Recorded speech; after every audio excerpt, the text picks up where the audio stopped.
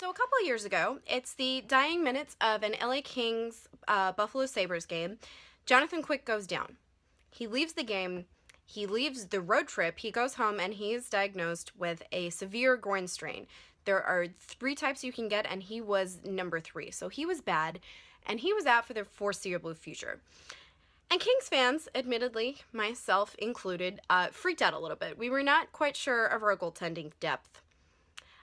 And then they stepped up in a huge way. We had Ben Scrivens, who came in and just won a consistently solid amount of games. We called him the professor. He was a brick wall. He was wonderful. Then Martin Jones got his chance in net, and he tied a record of 8 straight wins in his NHL debut. His first game was against the Ducks. It went to a shootout. He stopped all 9 Ducks shots.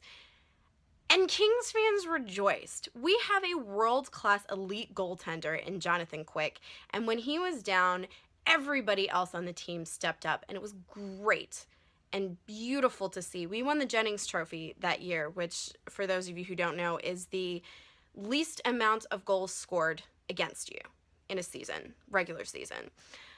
And it was wonderful, and then Quick came back, and everything went well.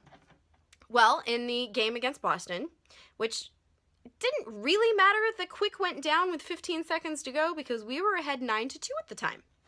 He stayed in net for those last 15 seconds, and he has stayed on this road trip, but he is now listed as day-to-day with some kind of injury. He looked like the guy from Boston landed on his leg, and it went at a kind of a funny angle. So it's not great news, but it's definitely better news than we had last time Quick was seriously injured. But it did mean that we're now looking to our goaltending depth in the organization. We have Jonas Enroth, which, as Lori has told me, is not how you pronounce his name in Swedish, but there's no way I'm ever going to pronounce his name correctly in Swedish, so we're just going to go with Enroth. And then Peter Budaj, who actually used to be an Avalanche goaltender. We all know I love them. He was an emergency recall to be Enroth's backup, and within 15 minutes of the first period, it looked like he was going to get the nod to go into net because we were down 3-0 very easily within the first period. The first goal beat him short side, hit the post straight in the back of the net. The second goal, Andreoff, don't know what the heck he was thinking, right in front of Enroth, passed the puck to the Islander who ended up scoring and then screened Enroth so that he couldn't see that. It was not our finest moment there. And then Martinez goes into the box. No, it wasn't Martinez. It was McBain, because I remember thinking, that was a dumbass tripping penalty. Why would you take that? They scored their third goal, which was an incredibly fat rebound that Enroth gave up. And things were not looking very good. In those remaining 5 minutes, the rest of the Kings' leadership, mainly Drew Doughty, Anze Kopitar, Dustin Brown, who had a great shorthanded bid, Jeff Carter, who, I have never heard a post ping quite so loudly as when he had that breakaway and could have scored. They really stepped up. And so going into the second period, there's a little bit of hope. You know, they've come back from things like this before. I always reference that Predators game, which was also a couple of years ago. Martin Jones was in net, and they went up 6-3. And we had 3 minutes left to score those 3 goals, and we scored the first with a couple of minutes to go, and then we scored the second, and then we scored the third, and somehow we were tied. And I just keep thinking back to that, like, where's that team? Why isn't that happening? Because that's a ridiculous scenario and will most likely never happen again, and it didn't happen tonight. We went into the second with a little bit of gusto, but not quite enough. The one goal that actually made it in that period was Kyle Clifford, and he didn't even kind of realize he'd got it in. Dustin Brown had this great shot that hit somehow almost like all 3 of the post, but didn't actually cross the goal line. He was celebrating like he'd won because it looked, but no, that wasn't a go. Clifford's goal, he kind of hit a rebound into the Islanders' own skate, and that's how it got knocked in. It was a very dirty goal, but we'll take it. And 3-1, that look anywhere near as bad as 3-0. 3-1 is pretty easy to come back with when you've got still half of a second period and a whole third to go. Totally doable, right? Wrong, because 2 minutes later, Tavares comes and he has a kind of mini breakaway, not defended incredibly well, and then there's another one.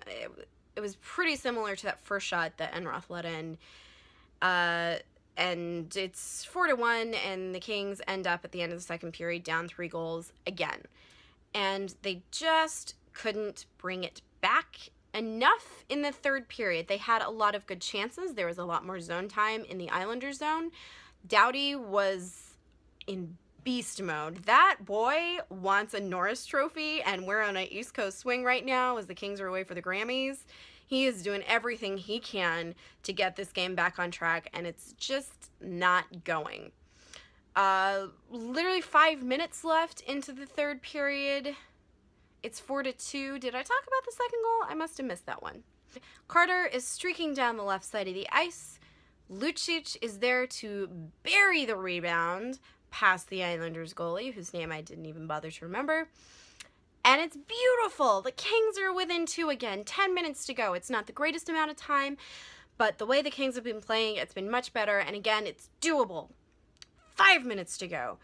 There's a delayed call, which truthfully probably should have been a coincidental minor. There was a slash on an Islanders stick, and he played with the broken stick. The slash on the LA Kings wasn't called, but the playing with a broken stick was. I'm not sure I've ever encountered playing with a broken stick as a penalty before, but hey, there you go. It's quite dangerous, apparently. So 5 minutes remaining. Enroth is pulled. We have essentially a 6-on-4 at this point. And they score an empty net with 30 seconds remaining in the penalty. And we're back to being down by 3 goals with, I'm doing my math correctly, less than 3 minutes left in the game. Or no, a little bit over. Either way, it didn't look like the Kings were going to be coming back, and they didn't. The final score was 5-2. And it's when I think most of the Kings are going to be wanting back. Maybe not the top players. There were some guys out on the ice, particularly I noticed Jeff Carter and Drew Doughty tonight, absolutely playing their hearts out, and it just wasn't quite gelling.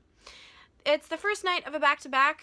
The Kings play the New York Rangers, which I'm going to go back to 2014 here. It was a really good time to play the New York Rangers. I have some very exciting memories from that. Just hands. So hopefully they're going to do better. They're going to learn from their mistakes.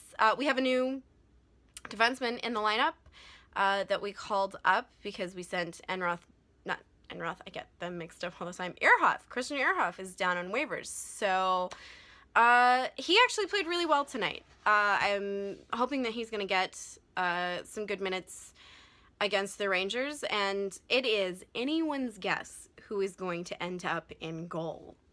Daryl Sutter, I have no idea what he's going to pull. It's going to be interesting, so tune in for that one.